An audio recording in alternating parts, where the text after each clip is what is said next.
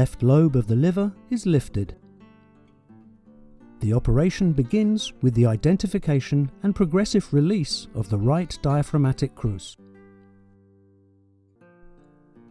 The fat tissue near the esophagogastric junction is dissected and removed.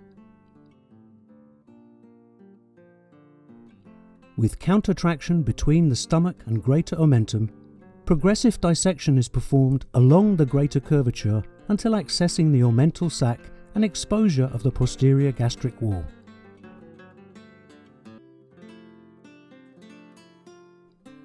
After venous injection of green indocyanine, a near-infrared light is applied to confirm by fluorescence an adequate esophagogastric vascularization even after partial dissection and release of the greater curvature.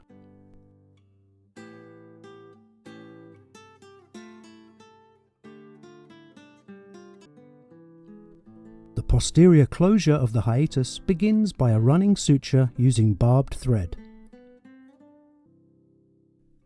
A new evaluation by fluorescence after the suture demonstrates a preserved blood perfusion. The same fixation is performed on the left lateral wall of the esophagus.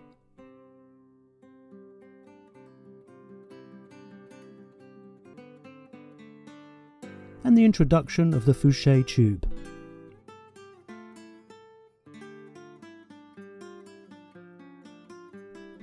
The trocars are removed